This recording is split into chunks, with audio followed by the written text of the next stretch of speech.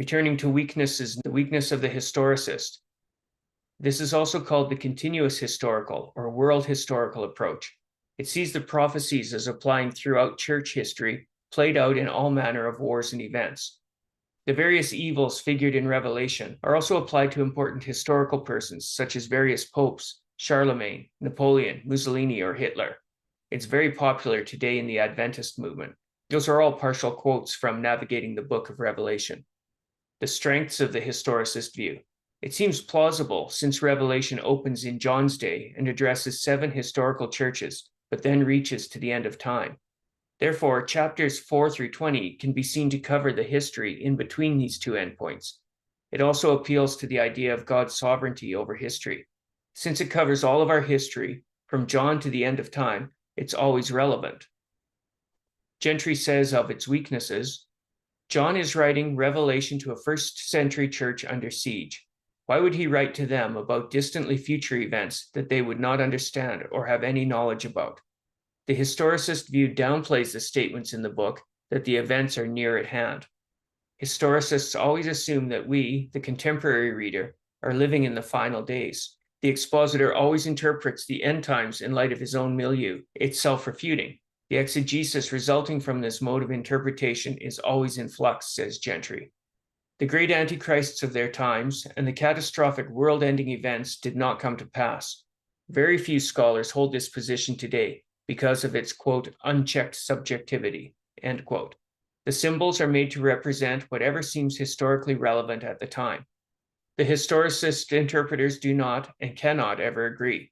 There's no harmony of interpretation. As time marches on and new events unfold, it's impossible for new interpretations to match old ones in this view. The interpretations show these flaws by always being focused solely on the machinations of the Western nations. Historicism is a wholly unworkable system.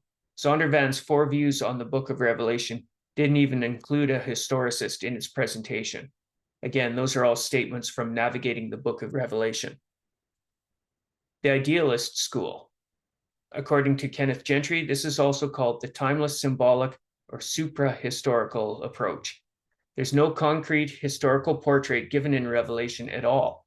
It's non-historical and allegorical. It sees Revelation as, quote, an abstract, behind-the-scenes look at the world.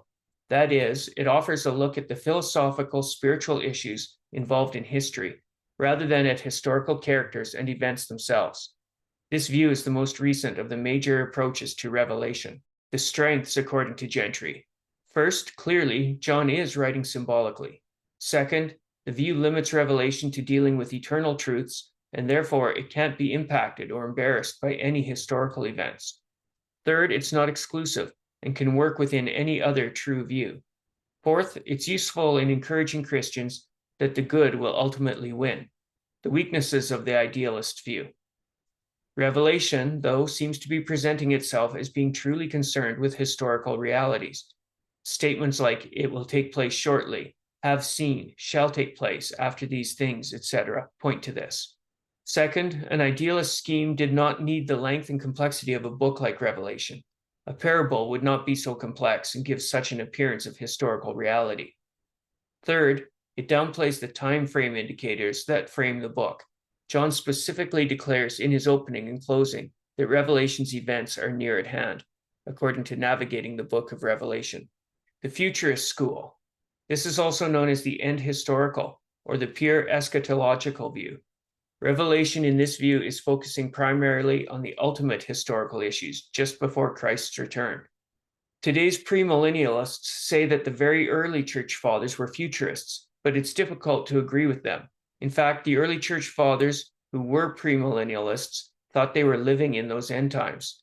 Because of their unique historical milieu, those premillennial fathers would see the events not as future per se, but in such a way that would fit our preterist or historicist views, as those events were right on top of them. Whether or not the church fathers were futurists, futurism was totally eclipsed from about the 5th century to the 16th centuries. Futurism is very popular in America due to the widespread influence of dispensationalism, says Gentry in Navigating the Book of Revelation. The strengths of the view. They claim to be taking the Bible as literally as possible, so it's easier to interpret. The final fulfillment prophecy seems like an appropriate capstone to biblical revelation. The last revelation covers the very last of times. Third, it makes revelation always relevant. Those final events of revelation could break out any day. You want to avoid those horrible catastrophes of revelation by committing your life to Christ. The weaknesses of the futurist view. First, it's almost totally irrelevant to John's original audience. As the author of this study, I'd also add that it's irrelevant to any audience in history, though each one of them could have and likely did think they were living right on its precipice. The moment that epoch passed and the world did not end, we see that the book was irrelevant to that generation too. In their minds, it spoke directly to their own events, politics, and world conflicts. With the passage of time, we see that Revelation did not have those in sight, and so it was actually irrelevant to them after all. The second weakness. Every generation must reinterpret the phenomenon in Revelation to fit into their own times. Third, it must overlook all of Revelation's own claims to the nearness of events. And fourth, it's often exegetically subjective, as the imagery must be reinterpreted with new technologies. Kenneth Gentry now presents the preterist school with its critiques. Preterism is also known as the contemporary immanent, or contemporary historical, or immanent historical viewpoint. Basically, this school understands the great majority of the prophecies of Revelation, chapters 4 through 22, as dealing with issues and events beginning in John's own day. Thus, his prophetic concerns lay in the near future when he issues them, but from our perspective, they lie in our distant past.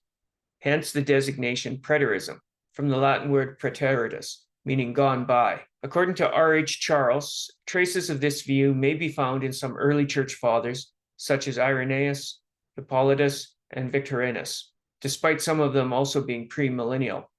But it really becomes prevalent much later, when the Jesuit Louis d'Alcazar systematizes it in the early 17th century, according to Navigating the Book of Revelation. The first century audience that John is warning is, quote, already facing the initial outbreak of those catastrophes, end quote, Gentry. Strengths of the preterist view. It was relevant for John's first century audience. Second, it takes the time frame indicator seriously. Third, quote, it provides a dramatic explanation of major redemptive historical matter, the demise of Judaism and the temple system, and the universalizing of the Christian faith. Fourth, Jesus' protective care for his church is demonstrated in his victory over their first century opponents. That care is continuing today as it did during the church's infancy. Weaknesses of the view. One can question, doesn't its first century focus limit its usefulness today? I would ask why it should, and why would it matter? Are Pharaoh's dreams about the 7 years of famine irrelevant now because they were fulfilled in his day? Are Jeremiah's prophecies about the 6th century BC exile irrelevant? The second weakness, doesn't it apply apparent end times prophecies to first century events? These aren't nearly so apparently end times prophecies when you realize that John is using political and dramatically symbolic language. Third weakness, it applies apparently worldwide events to local matters. Again, I would respond that this is accounted for by the hyperbole and symbolism of apocalyptic language. This isn't special pleading, as this is actually biblical language. It's the same language we saw throughout the Old Testament, and when we did, it referred to local events just as we can say it does in Revelation. In keeping with the lack of purity and the varying degrees of integration between these views, Kenneth Gentry says that there are infinite variations within each of the views, and there are evangelicals who hold to each. Holding to one view or the other does not make us heretical.